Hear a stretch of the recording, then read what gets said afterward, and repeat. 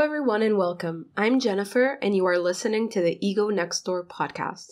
Today, we will be looking at real-life examples of narcissists in action and how their behavior relates to the manipulation tactics discussed on the last episode, and getting down to terms such as scapegoat, enabler, and flying monkeys.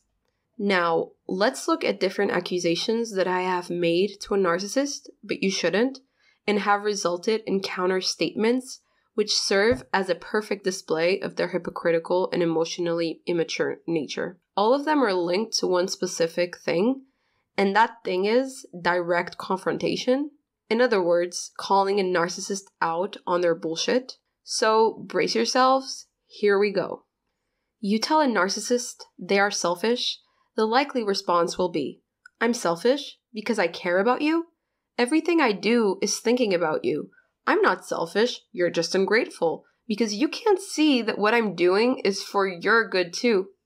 Then you'll hear something along the lines of, "All I've ever done is think about other people. I never put myself first, and this is what I get."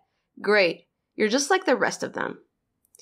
You tell a narcissist that they are attention-seeking or they always make things about them, you're in for trouble.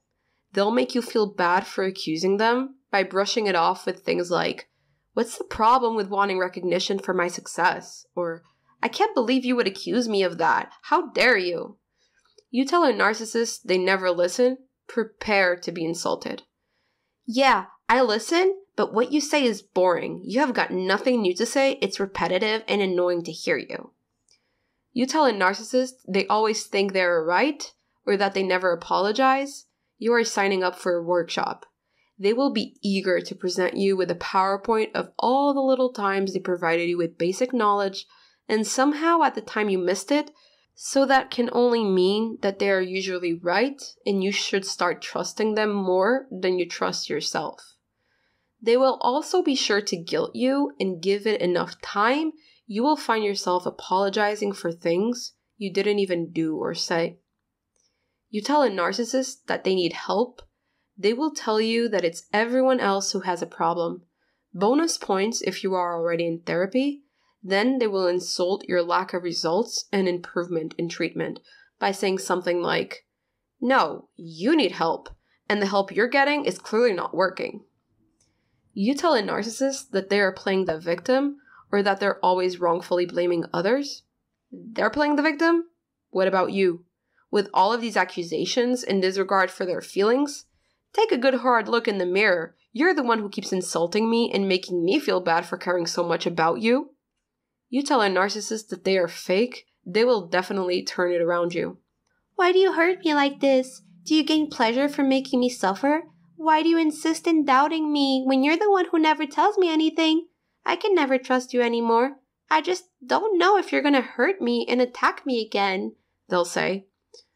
You tell a narcissist that they are not that special, that their accomplishments are not that impressive, prepare to see the child in them go insane. But they probably won't show it. Instead, they will attempt to shame you and destroy your self-esteem. "Oh, I'm not that special? What about you? You get fired from most of your jobs, you can't even keep a boyfriend, you have only one friend, your dad didn't even care for you after the divorce, and I'm not even gonna get started on your shitty art, terrible singing, and you're not even that smart. If you were, you wouldn't be treating me like this." You tell a narcissist that they are overreacting or that they always take things too personally. They will tell you that they have been patient for far too long and that they just can't take it anymore. Then they will accuse you of gaslighting and invalidating their oh so special feelings. "Do you know how much I've had to take from you since you were born? You cried so much when you were a baby, I couldn't even do things without having to hear you whining all the time." Feeling a little daring? Tell a narcissist the ultimate truth. Say, "You're controlling, you manipulate people, you have no empathy, and you are exhausting to be around. You're in for a rage attack or worse, a megalomaniac discourse. You're the one who can never handle the truth, have a hard time admitting when you are wrong, and you just can't help yourself. You're an inferior human being."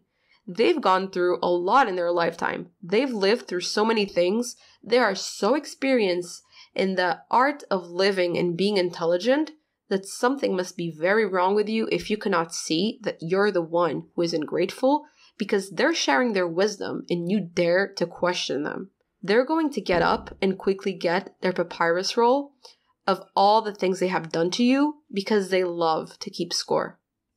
Relationships with narcissists are often hostile, and they will regularly leave you walking on eggshells, making you become a pro at detecting and looking out for other people's needs instead of your own. The examples I gave here are directly from specific things that I heard for pretty much 30 years until deciding to go no contact.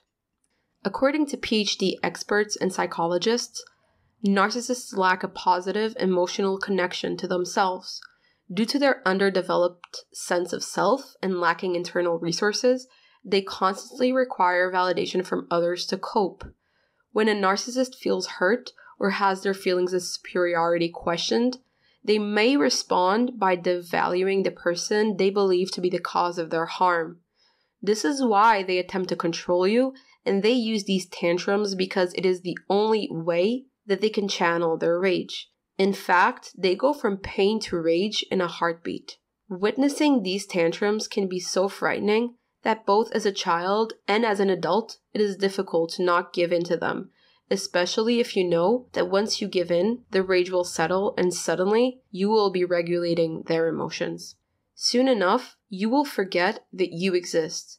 And if now you think that that's an exaggeration, it is most likely because you haven't seen their mask fall off or realized who exactly you are dealing with just yet.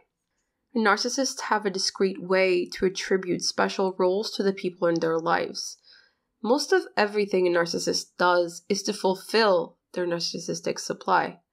Narcissistic supply is a mental addiction in which the narcissist seeks never-ending special treatment, admiration, priority, or validation to satisfy their feelings of entitlement and self-centeredness. First and foremost, they rely on enablers. Enablers often end up facilitating the abuse or becoming abusers themselves. Enablers often worship the narcissist and provide the narcissist with the supply they need to receive the attention they casually crave. They can be quite ignorant and in denial because deep down, they also get a hit from the approval of the narcissist. Then we have the flying monkeys. The term flying monkey comes from The Wizard of Oz. This term was coined because in the film, the Wicked Witch commands the monkeys to do her dirty work, terrorizing Dorothy and her dog.